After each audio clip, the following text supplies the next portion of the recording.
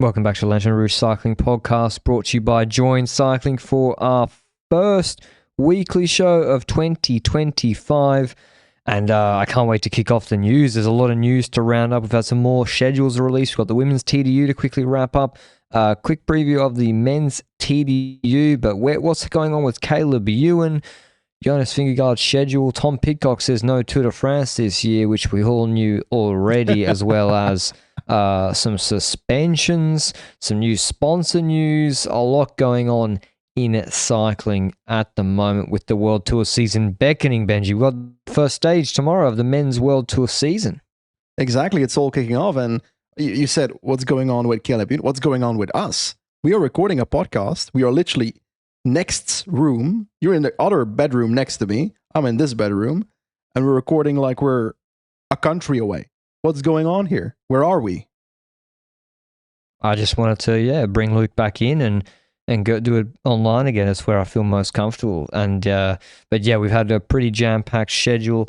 As you all know, we're here. Rafa brought us out. We did a live interview with Naomi Rook, who, as you're about to find out, won the Tour Down Under Women's Race GC. The first stage, though, Benji, was a Dutch rider. Of course, the World Tour season for the women had to start with a Dutch rider winning, not Demi Vollering, but Hengeveld, who is on Sarah Tizet now.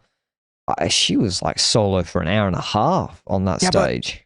That's her thing, you know? Remember back in the day, the Healthy Aging Tour, when she maybe won stage one or something from also a breakaway move? That's the kind of vibe she goes with. But that first stage, looked for a second, okay, she's going to take minutes. No, at the end of the day, it's like 36 seconds, and she's not a godlike climber. So we go into stage two, which has double Willunga Hill. We know that's not a crazy climb, but it's still going to make differences. And there we saw a major battle. We were looking for Fisher Black, Neve Bradbury. We saw them fighting each other, but two people were fighting for a bone, and two other people actually got to fight for the bone. It wasn't Fisher Black, it wasn't Bradbury. We saw Smoldersen and Noemi Roeg fighting on the final climb. And I gotta say, when you saw the gear, Noemi was in on the climb. What were you thinking? Oh, I thought she was going to drop at any moment. I thought she was cooked, and then Fisher Black and Bradbury kept attacking each other, and then all of a sudden Roeg hit him with the haymaker after Schmolder's attack. She timed it perfectly. She waited for the last 500, 600 meters to hit the burst, and she was unlucky. You know, she could have taken bonus seconds on stage one at the finish. She took intermediate sprints. She took more bonus seconds on stage three. So she was by far, clearly the best rider in the race. And, you know, EF, I think, had come in here with split ambitions with her and Kadzau.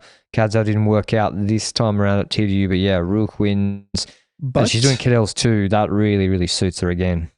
There's one more thing I want to say about this race, though. Like, there was like an underrated battle for the QOM jersey with Vlodarczyk, who's running for the UAE Team ADQ team, and Alisa Politis, or Polites, I don't know what you say. That's Australian, so that's your turf, bro. They were fighting for the QOM points, and it was like one's in the lead on day one, the other on day two, and then in the end, it was the Aussie rider from the Aussie team that ended up taking it, Polites, and that was a huge battle in the race. So credits to them too, because that made the race extra worth watching, because it was a good first World Tour race, but I can't wait for the second World Tour race this season, which is the men's World Tour Santos Down Under. Well, also Chloe Dygert opened her account. She won the final stage to Sterling. Sort of an uphill drag. She was just way too strong for everybody. And the two strongest punchers from Willunga went 2-3, Schmolders and Roeg.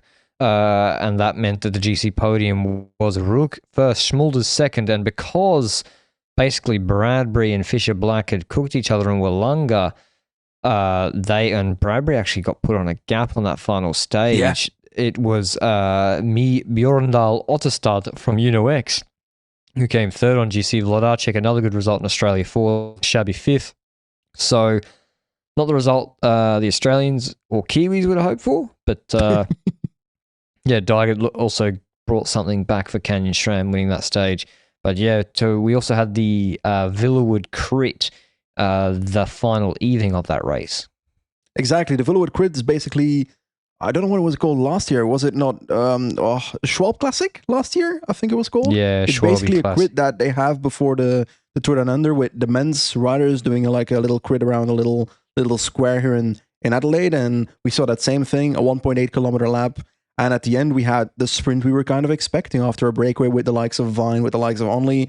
But the sprint, there's a bit of a thing that happens in the last kilometer, a crash that happens in the second last corner or the last corner, which that did hurt for a few people and hurt a few trains in the process. But in the end, it's a crit man himself. He's won the Aussie Crit Championships, the Wombat. The Wombat, they call him. I've gone through this to you personally already. You know Ben O'Connor, the quokka roar. You are the expert in sounds of Australian animals. What is your wombat roar? How does that sound, my friend? Well, yeah, I didn't actually know the wombats could make a sound, so I'm now looking up. Apparently, they yell. It's called a yell. So let's not do that on the podcast probably, I think. I hear it from the other room like 1 second before I hear it on the computer, and it's so funny. That's what a wombat sounds like, which doesn't really sound like what you'd expect. They're kind of, they're beefy creatures. They got a bit of punch to them, like They're like Sam koalas Wilson. from Aldi, my friend. They're ground-bound koalas, but a bit bigger. Yeah, that was a really shame to see that big crash. Of course, no one wants to start the season like that. Cockard nearly went down too. He clipped his pedal in front of Brennan. That helped open up the gap a bit to well. So to Ulich, it looked like he was doing a lead out for De Hares, who's a good flat sprinter. He's a big boy, but he ended up involved in that crash. Hope the spectator is okay. Sounded very, pretty serious. I think the only rider that looked like he had like proper injuries was Manlio Moro from Movistar, but I was at the team zone where all the mechanics are in the expo, which is like a thing in the city of Adelaide where all the like tens of brands and so forth, cycling brands are, but there's also mechanics and so forth and teams there. And I saw Jurgen Roland Diaz looking at Moro, who was trying to see whether he could still ride a bike on the bike, and it looked like he could a little bit. So I don't know what they'll decide on whether he starts the Tour Down Under or not, but let's hope for him that his season isn't boycotted by the first race he did, which wasn't even a UCI race, right? No, it's not. The women have an extra one-day UCI race here in Adelaide. They've added that to make it worth it for the teams to come out, so they get more points for their sort of investment of time and resources. But yeah, that was not a UCI race. But speaking of the Men's World Tour calendar about to kick off, before it does, D-Day tomorrow, Benji. I'm going up the corkscrew.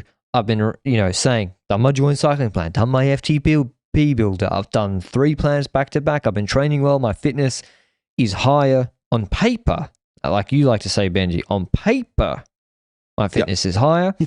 My record on corkscrew is 12:32. I just checked. Okay. Now, I don't know what the weather conditions was like. I'm going to check that right now. Tomorrow it cools down a bit here.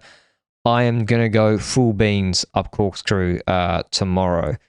So I did that fresh. So that's a problem. I did that in the first 20 Ks. I'm proud of you. The weather was only 19 degrees. So I'm already building up the excuses. Don't need them. Don't need the excuses. So yeah, tomorrow I'm going to go full beans up corkscrew. Sub 12 minutes. I'm going to say a joint cycling guarantee. It's a guarantee. I'll need joint cycling to come into play here as well, because this morning I went for a ride with the likes of Esteban Chavez and Noemi Ruga and so forth from the EF team, and I got dropped by Esteban Chavez on the flat. So I got to get my joint cycling shit back on the road after I got sick in December. I'm starting to ride daily again now, and I'm going to start getting into structured training rides again. So I'm going to start having joint cycling select my training rides, because let's be honest, it can do it better than me. Exactly, yeah. So I've come in fresh. I'm feeling good. Couldn't feel the chain today, but we'll see on corkscrew tomorrow. I've been talking it up so much. Now I have to deliver. But no, the joint cycling plan has put me in a good place to do so. If you want to start off your year right and build towards spring or summer just around the corner, go and check out Joint Cycling down below. Download the app on whatever phone you have on Google Play Store or Apple Store, and there's a plan for everybody.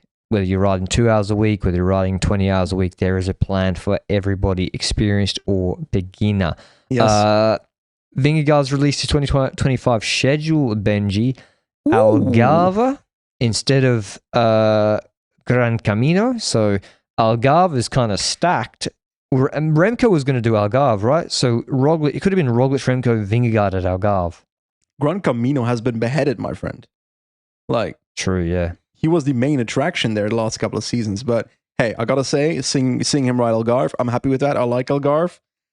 It's not necessarily a parkour where you've got like the long mountains. It's got climbs where even a Magnus Cort Nielsen could like surprise and still be there in like the last thing on Alto de Foyer, you know? But then you've got Paris also on the schedule, Catalunya, Dauphiné, Tour de France, Vuelta. I like the list that is Dauphiné, Tour de France, Vuelta. I don't remember who's riding Catalunya of the other guys. Let me check. I mean, it also says there World Championships, but I'm not sure. Like, a rider can't announce they're doing World Championships because they literally have to get selected. To ride World Championships, he's going to get selected. That's the thing. Yeah, I'm pretty sure the Danish Federation would allow it. One would think. Imagine if there's they also rejected. They're like, we think Michael Nicholas Murko Larsen has a better chance. Yeah. Julius Johansson looks really lean on UAE. He does actually.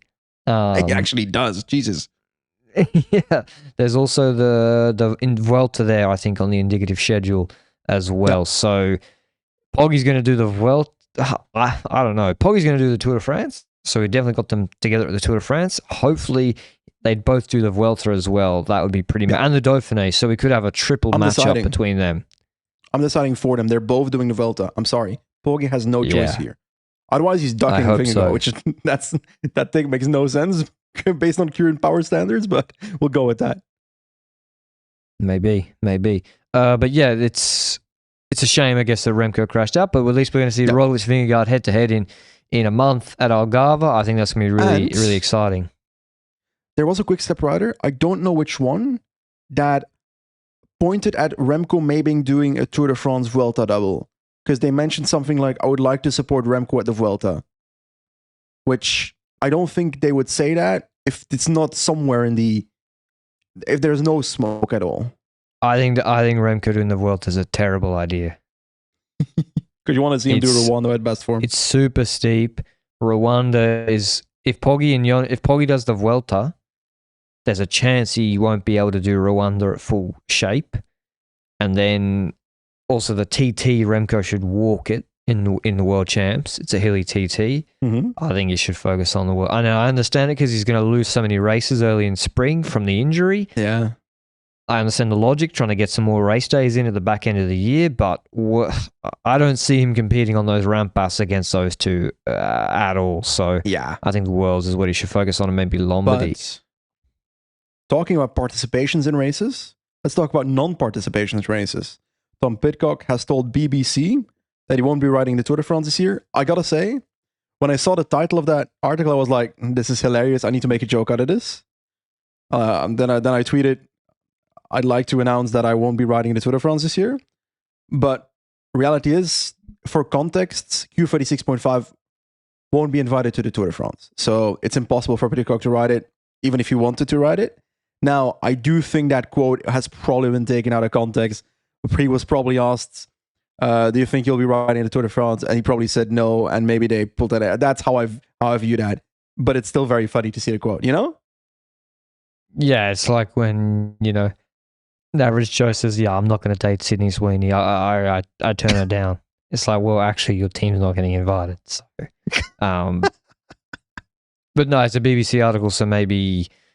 They're like, why aren't you doing the tour? And they don't understand the intricacies of the wildcard invitations. I think but it's funny. Pidcock knew it. Yeah, it is funny. It is funny just to see the headline out of context. But yeah, he'll be doing Saudi and the Ardennes and some other classics, which will be pretty exciting, seeing him do Tour of Flanders, I think.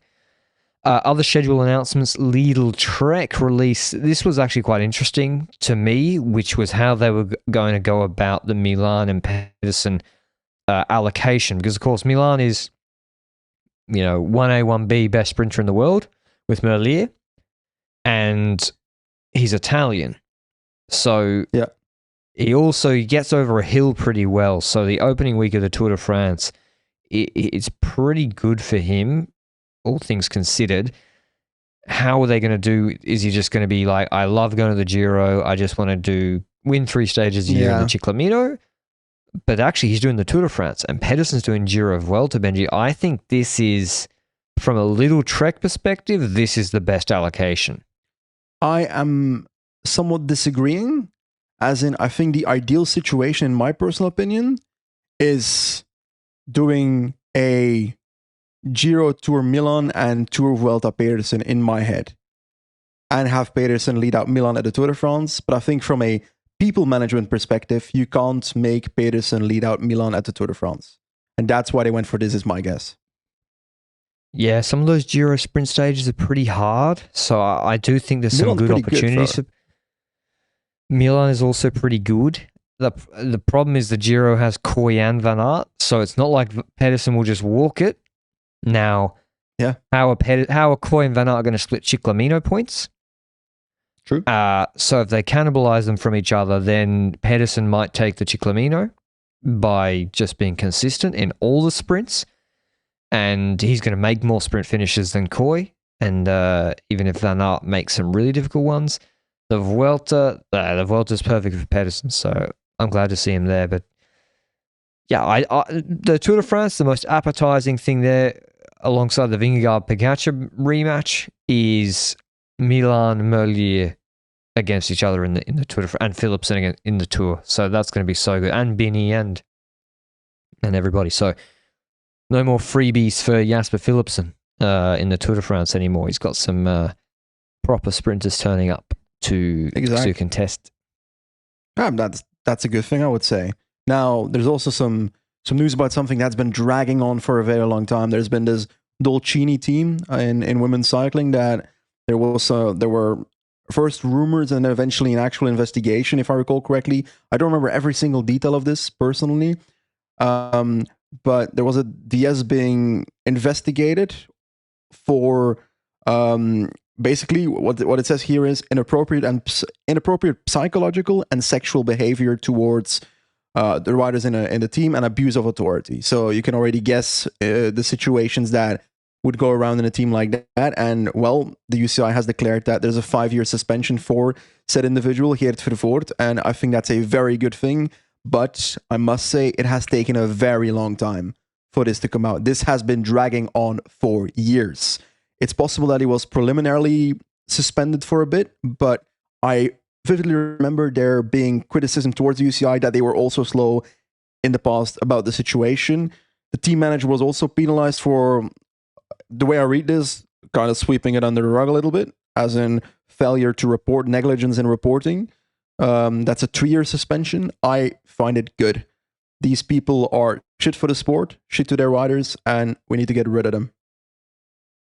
Yeah, exactly. When you heard the details of this, it was like, it's astonishing. This went on with so many riders and went on for so long. And it's a real shame that people abuse. Was this the DS that asked pictures of the female cyclists in their underwear for specific reasons? That was fucked. Yeah, I remember that story. So for it to be done now, I mean, I'm glad eventually there is some conclusion to it. But yeah, that was a crazy story, and that was going on, and people putting that into text as well. It's pretty clear cut. It's not like a he said, she said. So yeah.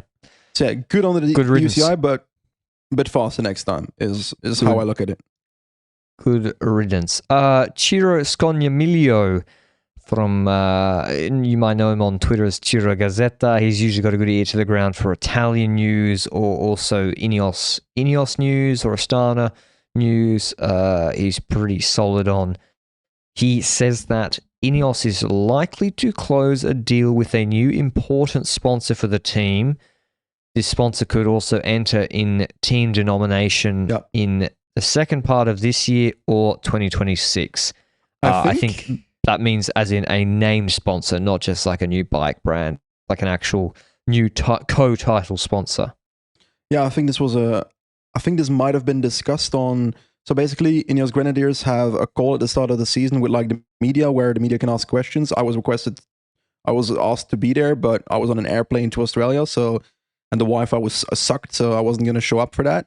And based on what I've heard, it was discussed in there. So if that was the case, then it's a pretty official source, that they're actually doing that. So it's not just Ciro. It's like, it's more than that. There's fire. There's not just smoke, So it's good for the sport. More investment in the sport. I'm okay with that. If Ineos gets more money, it's probably good for the potential results in the future of the team. And it needs a new spark. Let's be honest about it, because we need to see change there. And speaking of Ineos, Geraint Thomas is here at the. Is he here at the TDU? Yes, sir. He was doing the press junket, and he was asked actually about the rumors that Caleb Ewan might join the team. There were rumors that he might join the team because they need a sprinter and because he's part of the Monaco Fwens. And he, Thomas was like, that'd be great. I know, Caleb, we need a sprinter. And it's true. He's like, he said 40% of races end in a sprint. If you don't have a sprinter, it's pretty hard to win races. They do have Viviani still, technically. But my guess is that it's not going to happen with them and Ewan because it would have already. And if they would have sent him to the TDU, no offense to, Connor Swift or Ben Swift, but if they had Caleb Ewan as a sprinter, they would have sent him to TDU. He's not on the JCO 2025 roster on the UCI website. I've heard confirmations from trusted sources that he is leaving JCO. So the question then is, does he go to a team or is he retiring? I heard a rumor that he rejected an Ineos offer at a certain point. Unsure if that's 100% true. I'm very curious where he will end up. I was actually thinking he might end up retiring based on the stuff I had heard, but reality is his agent apparently said that that's not true, that he won't be retiring. So if he's not retiring, then it's not many teams that an Astana would be something I think of, like as a last minute thingy. I'm feeling Q365. Really? Why not? He has to battle against Moschetti. Ooh, for the spot in the team, my friend. Who's going to take that? He ended on really bad terms at Lotto. Pretty acrimonious the split there, and they weren't happy with his general professionalism and commitment to the team. And then at JCO, they signed him late. They took him off Lotto's books because he was actually still under contract at Lotto, and now he's gone after a year at JCO, despite... Bad sign, eh? Yeah, and he won a few races at JCO. It's not like he was winless. Okay, they weren't Tour de France stages, but he wasn't awful in points. Yeah, but you expect more for the money he was on. Yeah. But it's not so bad that it's like this guy can't ride a bike at all. We need to cut his contract. Something else must have happened. Something else is happening behind the scenes. And so maybe Q365 are looking at it like, you know what, we would like 3 wins a year. We're willing to deal with the headache for 3 wins a year. Maybe he does retire. I don't know, but certainly that's one to watch. Yes. Anyway, tend to agree. Talking that. Well, yeah. If you have a problem with one team, could be what the team's fault. If you have a problem with every team, maybe it's you. Talking about washed up Australians, Patrick and I, as we said, are at the Santos 3 Down Under, and we also want to do a little preview of the men's race because we can't wait to see the races in action. But wait, we also want to see. Yes, I'm about to fucking drop a nuke on corkscrew tomorrow. I'm not washed up. I'm back. Is that done? You're unwashed now. Is that it? Well, I first got to see it. See. I first got to see it. Yeah, a lot of true. quacking, but no riding. You gotta see it to believe it. I'm gonna ask people. I'm doing a group ride with Brad, so I'm gonna ask like 4 people. I'll be like, hey, can you? I'll tell them exact what they need to do. So can you give me a lead out and pace me, please? That's why I see all these messages. Yeah, I've gone Chris Miller into coming his job now. He doesn't know yet. I haven't told him his job's to ride in front of me at 310 watts on corkscrew. This entire podcast, while I'm talking, I see messages pop up on the right top of you talking to Chris Miller to you for you to ask him to come on your ride. Now I know why. It's to do that fucking laid out. He doesn't know that yet. Sucked in. Okay. Men's TDU, they don't do the corkscrew this year. Stage 1. Sorry, we should. Do you want to do the start list first, Benji, or the stages? Let's do the stages. No, start list first. We need to do the start list first. The start most list important GC riders first, I would say. And I'll start with, I think UAE is a team. No, let's do the previous winner first. Israel Premier Tech is here with Stevie Williams. We know him as a punchy type rider. And not just a punchy type rider, because he got a sprint at the end that is an absolute killer sprint. So that man can finish off people on the likes of Willanga Hill. I'm terrified of that man on Willanga Hill myself, I would say. Michael Woods is here, but a wet, cold, rainy night in Stoke. Yeah. I wouldn't want to see Stevie Williams there. Michael Woods is here, but in my head he's kind of washed, so I don't know what to expect. Is he washed, or am I thinking wrongly? He won on a Vuelta stage. In 2024? Yeah, he dropped Schmidt and Carres. Oh, yeah, you're right. He's fucking good again. Well, let's settle down a little climbs. Bit. Yeah, I think he... type races. I think he might think that being on all year round is not... it's not what he does, but...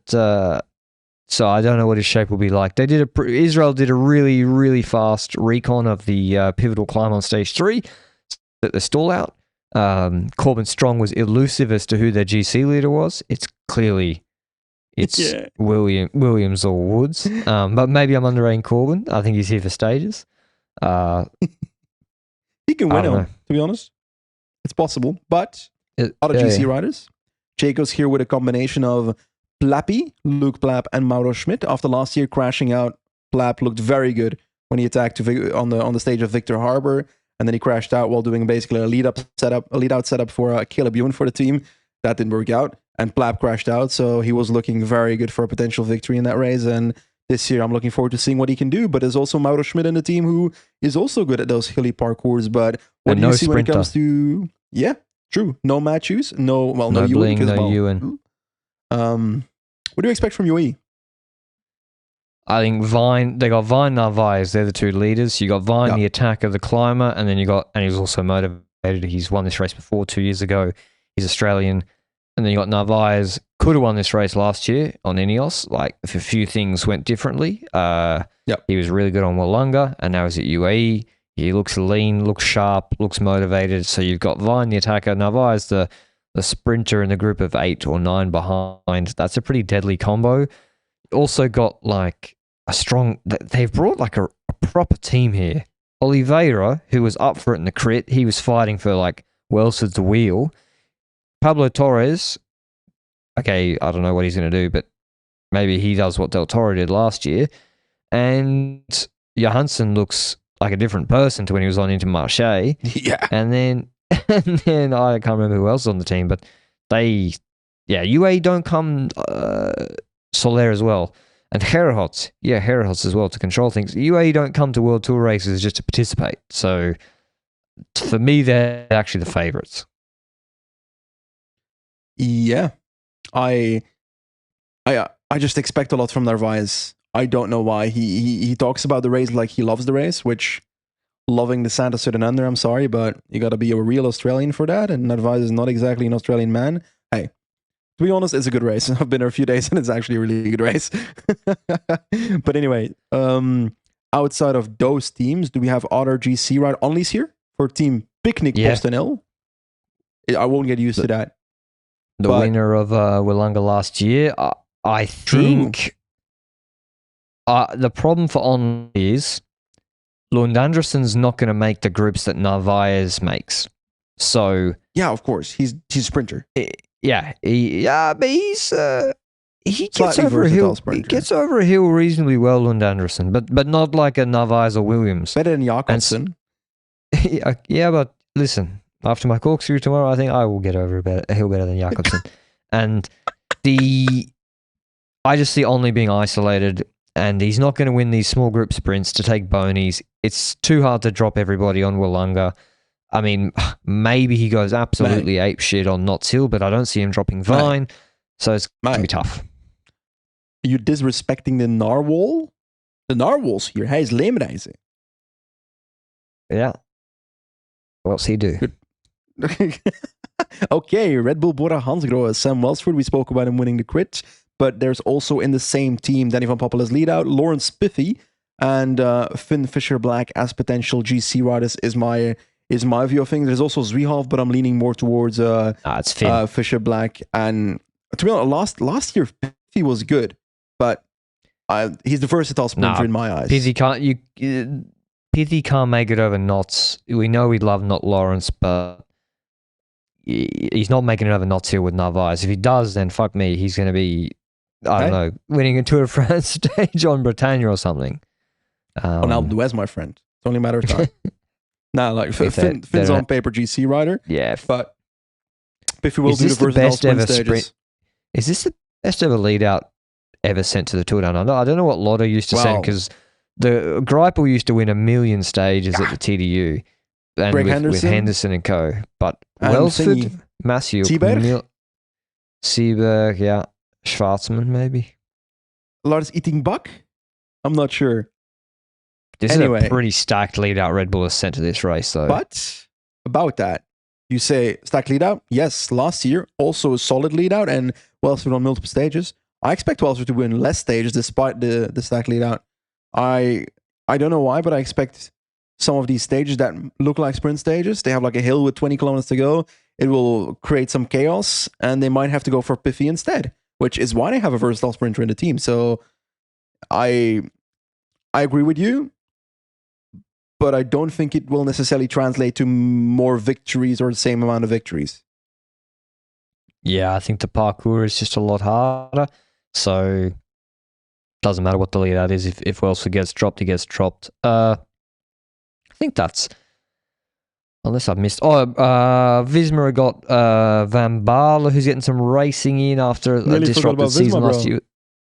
Yeah, Brennan looks sharp in the criterium. So interesting to see how he goes in his first World Tour race. Don't know if he's even 20 years old yet. He's not. He's 19.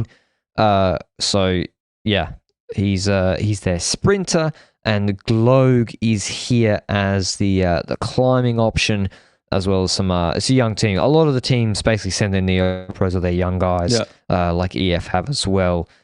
Because they don't complain when they get sent to Australia. It's nice for them all to train in the sun. And yeah, it's just a good race for them to do. Bettiol's won here before. Who knows what he'll do on Astana. Look out for Albert Philipsen on Lidl-Trek. He's been training the house down, doing some crazy fast climbing times in training, as well as Teutenberg is their sprinter. They're two neo-pros. So I think they'll be gunning for a top 5 on GC with Philipsen, maybe better, and a stage with him or Teutenberg. Is there anyone else you want to pick out, Benji? I want to see what Nerurkar does, what Uli does. Riders on different teams where I've got expectations across the year, and maybe it doesn't come out yet on their first race of the season, but I do want to see them cook something up, as the kids say these days. No one said anything about Paul Lapera, who came top 5 in Amstel last year, I think. 5th in Amstel Gold Race last year. He had his breakout season last year. French national champ. Yeah. Now 9th in La Guelia, 7th in Faune, Ardèche, 11th in Liège. So he gets over these hills okay. I think he's going to be should be Decathlon's best rider. I think so as well. I also feel like Tranchot will vibe quite well in the early season. But anyway, I'm Noah Isidoro, also a young guy that's pretty punchy, so I don't know what he's going to do this year, but I'm expecting something. I think we went through everybody that matters. Bauhaus sprinter, don't know if you mentioned it, but he exists. Lesser at Quickstep, it's probably going to be up there, but I don't know if he has the kick for it at the end of a Willunga Hill, so I don't expect him to win GC, but maybe a top 10 should definitely be doable, I would say. But that's when it comes to the list, but we haven't gone through the stages yet. Stage 1, basically, is that... Would you say that's a proper sprint stage for Welsford, or do you say the climbs are too hard? This one's got to be the sprint stage, because 1.5k, 6.6%. It's a 3.5 minute climb max. 3.5 minutes, 4 minutes. It's 30k from the finish, rolling terrain. The stage before, it's not that hard. Of course, all these stages in Adelaide are actually harder than they look on the profile. The road surface is really rough. And kind of like British roads, and just, tough to get around. But glad you didn't say Belgium. With the shape Welsford's in, I think he's making this finish, so I think this is going to be a big bunch sprint. I would expect, if you're Israel, I think, or or Visma or whoever with or even DSM, Benji, you got to put the pace on this climb. Yeah, I think so as well. Lund Andersen, you also want to go for a sprint on this for 100%. Brennan, you but also he's not wanna... a good bunch sprinter. He won bunch sprints in Turkey, no? Yeah, against some students, but like in the proper bunch sprints. Oh, wait, which ones has Brennan won? Right, he's 19. So Lund Andersen like 22, right? Or 21? Am I underrating his age? He's Danish. He's been training as a professional since he was 10. The Lund Andersen, what he's really good at is uphill kicks. Okay. The stage he won in Crow Race was like a proper hill, and he won uphill against good riders. True. I'm just saying Lund Andersen needs it thinned out as much as possible, compared to a Welsford, is what I mean. And when you look at stage 2, that's more a stage where I'm like, it could be thinned out more, but it's also still the last climb, 20 kilometers to go. It's like 2.8 kilometers, 6.6%.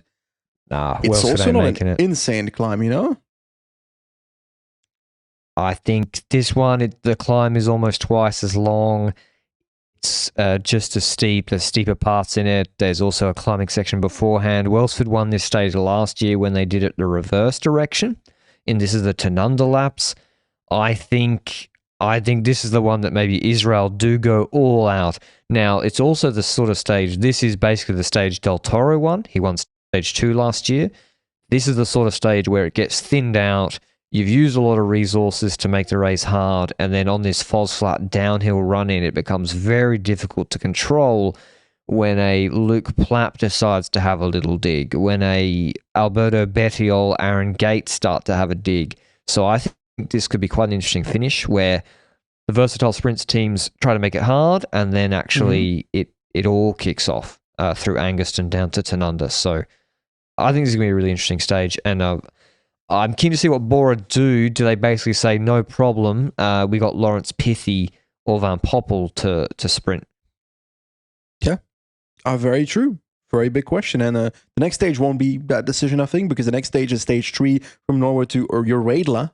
I have no clue if you pronounce it like that, but I don't care. That's right. We've got twice the pounder reserve climb, and that's going to be the big one because this stage 3 is, in my opinion, the stage that is the most important stage. Everybody keeps talking Willing Hill about Santos and under, but here we've got that pounder reserve climb that's 2.7 kilometers, 7.7%, 6K from the finish. There's also a descent run-in towards the pounder reserve climb that I've heard riders today. I spoke to riders from multiple teams, and every single one of them spoke about the descent towards that climb being fast-paced and maybe a bit technical, and maybe allowing the peloton to be stretched before the climb even starts, which that can put people in bad positions before the climb even begins, which means spending more energy at the start of the climb, which means maybe getting dropped at the end of the climb. So that is, in my opinion, where GC might be decided more than Willinga Hill, to be honest, no? I think this is the big GC stage. This is the corkscrew stage. Super hard climb, about 6 minutes, 7 minutes. Well, not 7 minutes. It will be 6 minutes and change maybe. And then about 6Ks of rolling terrain to the finish where it's hard to come back. But still, I would say actually easier to come back. So corkscrew, they finish and they would go straight down Montacute as fast descent. Yeah. Really, really fast. And this is a little bit like it goes up a bit after the top of this climb. Yeah. And they're like, if you're Vine, for example, and you're with Plapp and Narvaez they won't be big gaps, but say Narvaez is 8 seconds behind. Are you really going to pull on false flat uphill with, I mean, I guess Plapp's going to pull with you, but are you going to pull with Plapp to the finish? Yeah, but 50-50 uphill if Narvaez is on the radio saying I'm 5 seconds behind with Oscar Only, who I'm going to cook in a sprint? Is it even going to be easy to drop Narvaez on this, knowing that it's a very similar climb? It will not be easy. It's a very similar climb to the one that he beat Pogacar on at the Giro last season. So 5 minutes it wouldn't deep. shock me. So, and also you said that little hill after the top. If 5 or 6 riders come together just over the top or something, it is the perfect scenario for one of them to attack on that little hill. Stevie Williams style. That comes into my head. He comes into my head when I hear that. I think he backs might wait his for sprint. a sprint though. Yeah, I see that's right. as Mauro Schmidt or Plapp have to, because no way they think they can beat Narvaez and Stevie in a sprint. Fully agree. You're right. So this stage 3 is going to be really, really interesting. Yeah. Does the versatile Wait. sprinter make it? Probably not.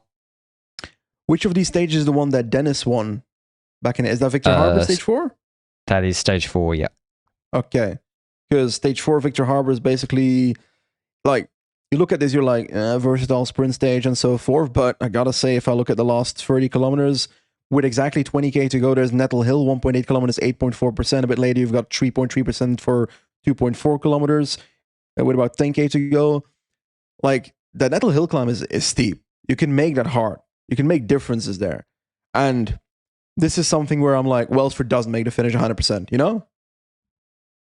Well, yeah, Vine opened it in 2023. He just launched it on Nettle Hill. Simon Felipe went with him onto his wheel bridge across. It's a wide road. Like, you can see the guys ahead of you, but it's steep, and people just could not get across to Vine's wheel. Dennis bridged with Hindley right at the end with Schmidt. So Schmidt has form on this stage before, and I think it's a good chance we see a group like that. Because if you're Jayco, this is the stage where you have to win GC.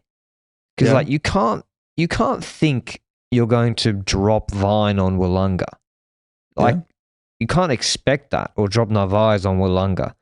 So where's a stage where you can open?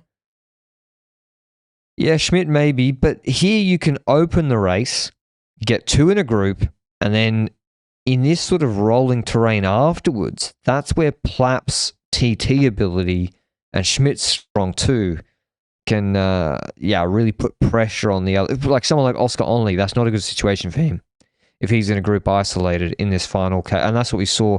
They all collaborated last time. Maybe that won't be the case this time. So again, looking forward to it. I think Corbin Strong will win that stage, actually. I'd like to go Piffy, but it could be that Piffy had to fold himself in Normal State to control a group for Finn Fisher Black or something. But I'd like to see Piffy win that stage. You don't know what situation could be up the road. Anyway, stage 5, double Wollonga Hill. Go ahead. What do you say? I'm saying if Fisher Black gets dropped on Nettle Hill, then it's like that's your problem. Probably fair, to be honest. Double Wollonga Hill, 3.3 kilometers at 7.4%. Apparently not close to where we are, because I proposed to Patrick, we're in Adelaide. I'm like, okay, can we just hop over to Wollonga Hill? Apparently Australia is a big country. Apparently it's like half of Belgium away, which that is insane to me, because it looks like it's literally at the bottom of town, but town is apparently as giant as half of Belgium.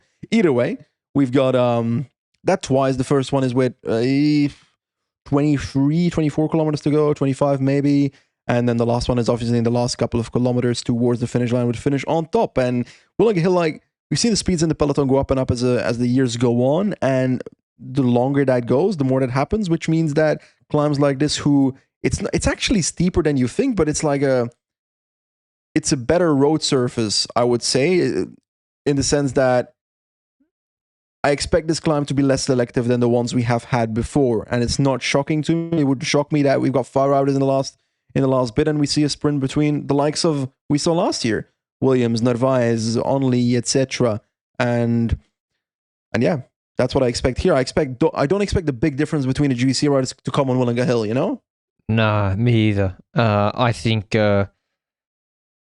this is a good one for Stevie, but I think he's better with the flat sprint. Only beat him last year. I think this is I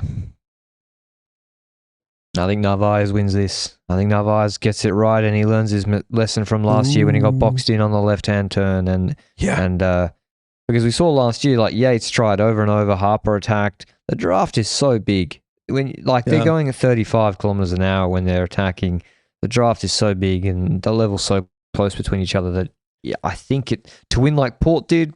I don't see it, because everyone here is in good shape. It's like Port, no offense to him, but he was in good shape here. The Europeans and the South Americans maybe weren't targeting the TDU as seriously as they target it now, where every World Tour race matters.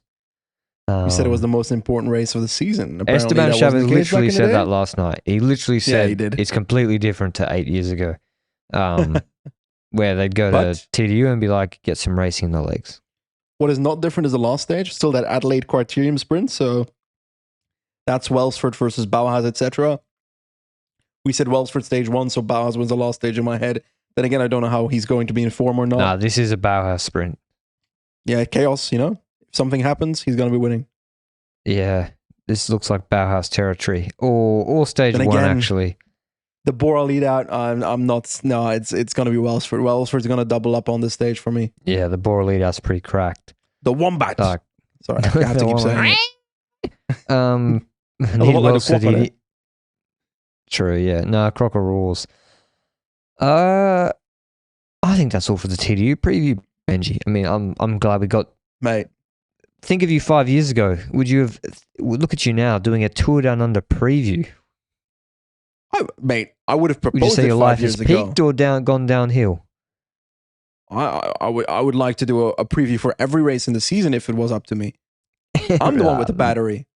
It's unbelievable. Yeah, Benji's just Energizer Bunny, and I'm like, okay, Benji, it's my nap time today. I have to. it's my. I have to have a nap every 2 hours. We need like an AI version of Patrick to take over when he's in nap time. I got a wearable, and it basically it basically just tells me that it's like you're half dead. I'm just in like the bottom. It just gives me 10%. Wake up every day, it's like 10% recovery. I'm like, okay, mate. Well, I got obligations and I got shit to do today, so that's very useful. But I mean, what do you want me to do about it? I had the same exact thing this thing because like I slept 1 hour on the plane here to Australia because I couldn't sleep. 22 hours on the plane, slept 1 hour, which means I had only slept like 1 to 2 hours across 48 hours at that point when I arrived. Then I went to the expo to like see the people and team presentation and so forth. And then I went to sleep afterwards. I fell asleep instantly. 4 hours later, in the middle of the night, I woke up and I couldn't sleep anymore. This guy pretends I don't have jet lag. I clearly do. The next night, don't look at me like that. Don't look at me like you're like, oh, this guy is bullshitting me. Anyway, the day after, I slept for 5 hours, a little bit better, but not crazy. My training readiness is still 7 out of 100. Out of 100. Dude. I'm dead, apparently. I don't even know what this heart rate variability shit's supposed to mean. I'm like, what do you want me to... I can't control my heart. What do you want me to do? Like, is it good? Is it bad? Like, yeah, I'm trying to figure it all out. So stay tuned for that. I'm obviously like some sort of caveman trying to deal with metrics for the first time. Anyway, we're going to wrap it up here because I'm very tired. Yeah, speaking of which, and I want to go it's to bed. telling me I have to go to bed before I annihilate Corkscrew tomorrow morning. So I hope you enjoyed our weekly show. Thanks to Join Cycling as always, and stay tuned for our TDU recaps on Pod Players only this week, on Pod Players only, and more importantly, you'll be hearing about how I go tomorrow, I dare say, tomorrow evening. Well. Until then, ciao.